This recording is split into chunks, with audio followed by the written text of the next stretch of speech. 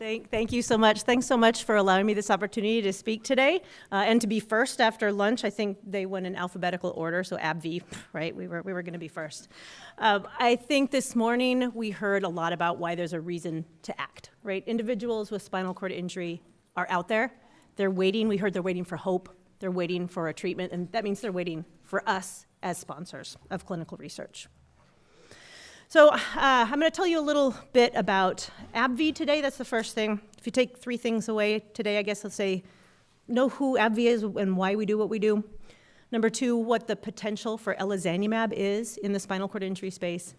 And 3, why, again, we've already heard this, but it might be repeated, why it's so important to have individuals with lived experiences involved in your clinical research program from early on. So a little bit about AbbVie. A lot of people probably haven't heard of us even. We split from Abbott about 10 years ago, and what we took with us was the proprietary pharmaceutical development. We're a global company with over 50,000 people around the world, and we really are looking for treatments of indications and conditions with a large unmet need. We are really looking to improve standard of care for as many people as possible. And right now we have over 90 compounds or devices in development.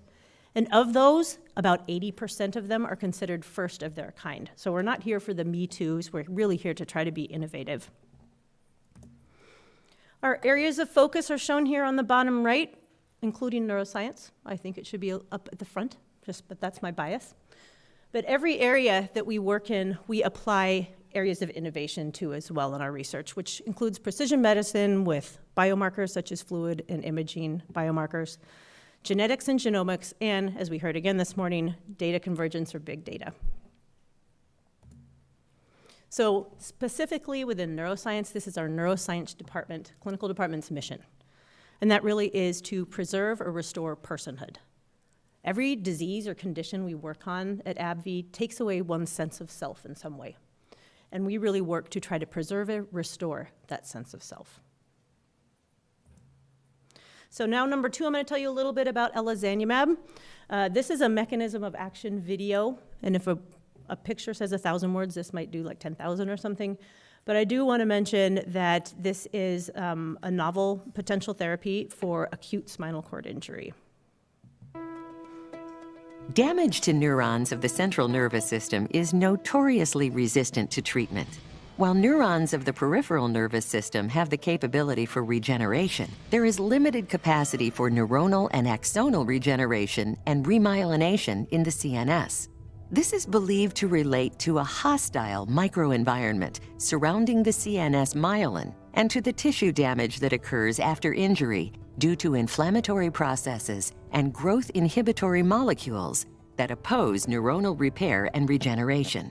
Repulsive guidance molecule A, or RGMA, is a growth inhibitor that plays a role in early neurogenesis. RGMA exerts its effects by binding to receptors of 2 inhibitory pathways, neogenin and bone morphogenetic proteins, BMP, and BMP receptors.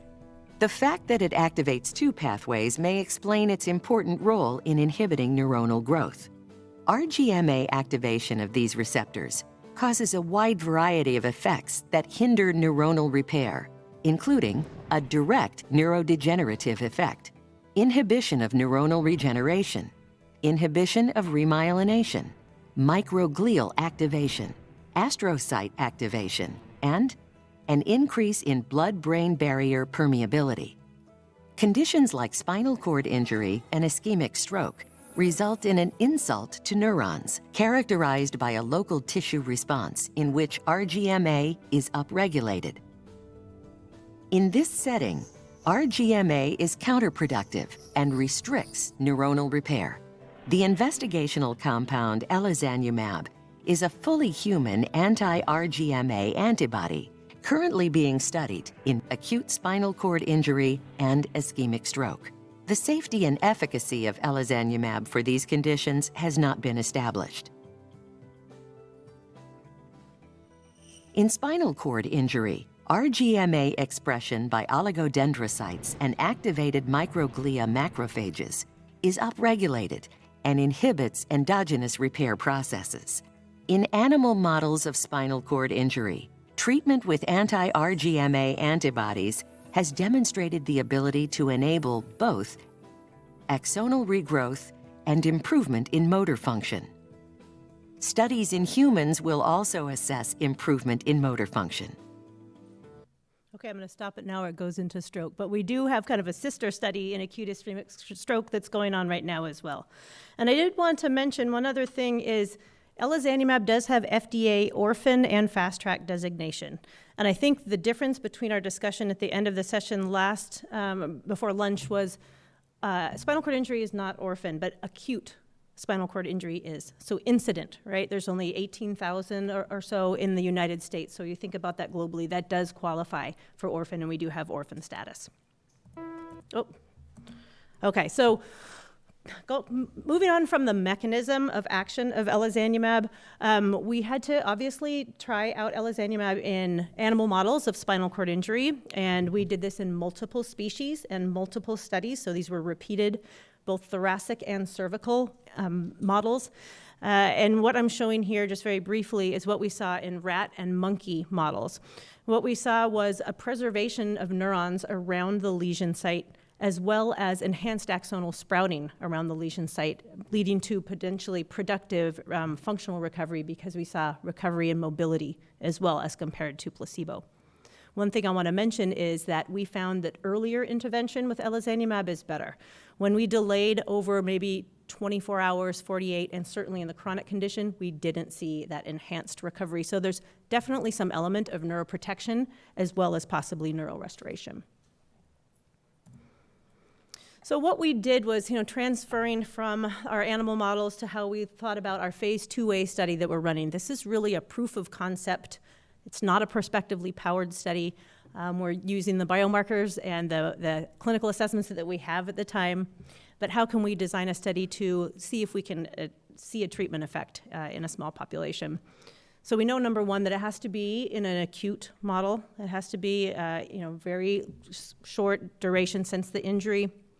We're looking at the cervical model in humans, right? We heard already this morning, it's the most common, it's the most debilitating, and we have an ability to measure upper extremity motor function, which is extremely important in these individuals, versus, say, a thoracic lesion, where if you have improvements, it's kind of in your intercostals, right? Difficult to actually measure. We looked at the outcome measures that we have at the moment. Our upper extremity motor score is our primary endpoint. And then we also did look at SCIM as well as a number of exploratory outcomes. We have an ongoing sub-study at some of our sites that have the capacity to do electrophysiology as a potential biomarker, motor evoked potentials and surface EMG, to see if we can detect, actual, connectivity, even maybe before the ability for volitional movement. This is a schematic of our ongoing study right now. As I mentioned, we have screening within the first 24 hours of injury, not admission, so it's pretty quick, but it can be done. We're randomizing in a 2-to-1 fashion elezanumab to placebo. You get the first infusion of elezanumab within 24 hours and then every 4 weeks thereafter, and this first study is for a year. We really want to look at the whole trajectory of recovery and potential treatment effect during that recovery period. We also have a follow-up period for safety of 39 weeks, which is a long time, but it's equivalent to about 5 half-lives of elezanumab.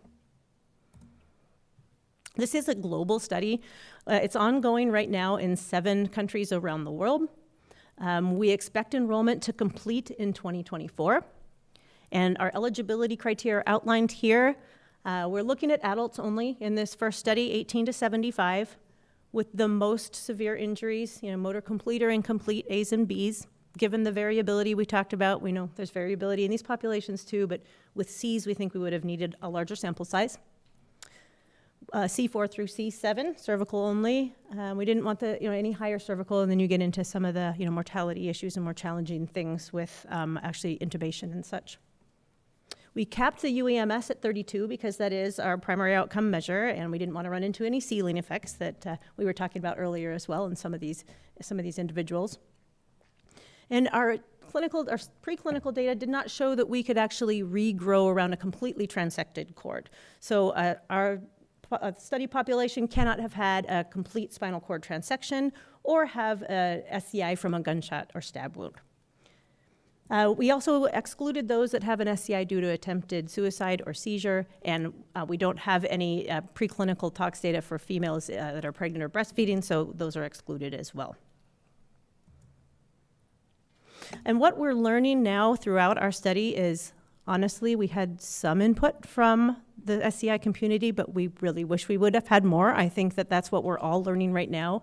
And we have now since developed a good relationship with the SCI community that has given us input to potentially how we will actually interpret our phase 2 study results, how we would potentially design the next phase. As we talked about this morning, what are the best endpoints for measuring something with this mechanism of action as well? So, and I think one thing we didn't talk about this morning, and maybe we'll later, is that the caregiver experience. What's the impact of not just, clinical trial research, but what would be best for a caregiver in terms of improvement? And do we have caregiver QOLs, things like that? If not, we really need to consider that. Our research really is dedicated to the people who have been involved in all of our clinical trials, from phase 1 to the ongoing studies and to those that will be involved in the future.